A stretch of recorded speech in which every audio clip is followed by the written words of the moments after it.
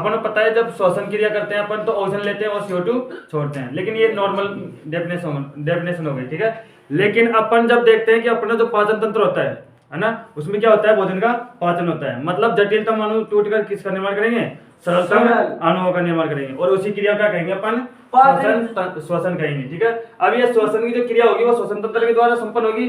अब ये श्वसन तंत्र अपन इसमें पढ़ते हैं, तो अपन देखते हैं कि श्वसन तंत्र का जो पहला पार्ट होता है वो कौन सा होता है, नासा छिद्र, जिसको अपन क्या बोलते हैं, नोज पोर। मतलब जैसे अपन एयर लेते हैं तो एयर स्टार्टिंग में कहाँ पे आती है, नाक के पास आती है, और नाक का जो पोर है, छिद्र है, उसी से कहाँ पे अंदर कहाँ पर प्रवेश करती है, हमारे शरीर के अंदर। इसके बाद देखते हैं कि जो नाक का नासा छिद्र है, बंद कर दी, बंद कर दी, नासा छिद्र है, उसके बाद क्या आएगी, ग्रसनी आएगी। इस ग्रसनी में अनेक अपने क्या होते हैं, बाल होते हैं। इसके अलावा ओल्फैक्टरी नर्व्स होती है, ठीक है। ये ओल्फैक्टरी नर्व्स क्या करती है, अपन को गंध और दुर्गंध क्या करती है, एहसास कराती है, ठीक है। इसके बाद में होता है कंठ।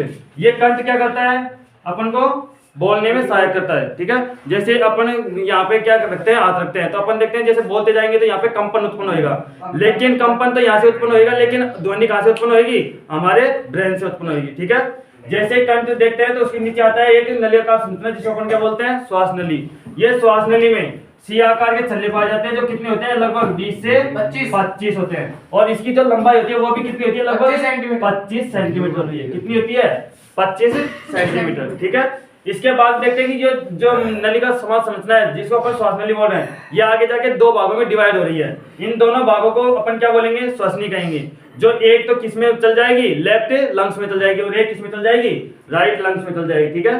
जैसे ये लेफ्ट लंग्स में जाएगी तो ये दो भागों में क्या हो जाएगी, डिवाइड हो जाएगी, जिनको अपन ने क्या बोला, श्वसनिका बोला, जिसको अपन क्या बोलते हैं इंग्लिश में, ब्रोंकियोल्स बोलते हैं, ठीक है। ये श्वसनिका लेफ्ट में तो कितने भागों में बटेगी, 2 भागों में, और जो यहाँ पे होगी, जो राइट होगा, उसमें कितने भागों में बटेगी, 3 भागों में बटेगी।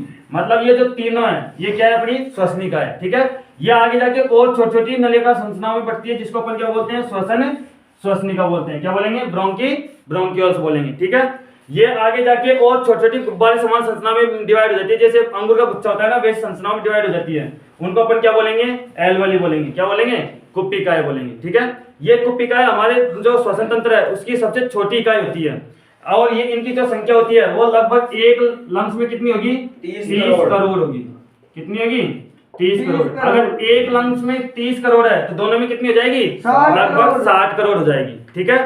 इसके बाद देखते हैं कि ये जो राइट लंग्स होता है, ये कितने पार्ट्स में डिवाइड होगा, 3 पार्ट्स में। कितने, 3 में, 1, 2 और ये 3। जबकि ये कितने भाग में डिवाइड रहेगा, 2 भागों में, क्योंकि यहाँ पे ये क्या होता है, छोटा होता है। किसके कारण, अर्धावरणी गुहा के कारण। अब ये अर्धावरणी गुहा क्या होती है, यहाँ पे क्या पाया जाता है, हमारा अर्थ पाया जाता है। क्या पाया जाएगा, अर्थ पाया जाएगा। और जो इसके चारों तरफ जो क्या पाई जाएगी, हमारी लिप्स पाई जाएगी, जिसको अपन क्या बोलते हैं, पसलियां बोलते हैं, ठीक है। ये लिप्स अपन क्या करेगी, इसको सुरक्षा प्रदान करेगी, किसको, लंग्स को। और जैसे लंग्स फूलेगा या पिचकेगा तो उसमें क्या करेगा, वो सहायता करेगा। इससे जो लिप्स होती है, मतलब पसलियां जो होती है, उनकी संख्या कितनी होती है, 746। अरे कितनी होती है, 12 जोड़ी होती है।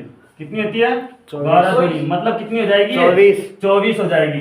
12 इधर होगी और 12 इधर होगी, एक बीच में पाई जाती है। मतलब टोटल कितनी हो जाएगी यहाँ पे हड्डियां, अरे हड्डियां कितनी हो जाएगी, 25 हो जाएगी। मतलब 12 जोड़ी तो क्या हो जाएगी, पसलियां हो जाएगी, एक उनको जोड़ने वाली हड्डी हो जाएगी, तो टोटल कितनी हो जाएगी, 25 हो जाएगी। और इसके साथ ही अपन देखते हैं कि यहाँ पे जो ये कवच पाया जा रहा है, जिसको अपन झिल्ली बोल रहे हैं, इसका नाम क्या होता है, प्लूरल झिल्ली। और इन दोनों झिल्लियों के मध्य ये गैप पाया जा रहा है, इस गैप को बोलते हैं अपन क्या, प्लूरल गुहा बोलते हैं। लेकिन इसके नीचे एक चीज और पाई जा रही है, ये चीज, इसको अपन बोलते हैं क्या, डायफ्राम। क्या बोलेंगे, डायफ्राम बोलेंगे, ठीक है।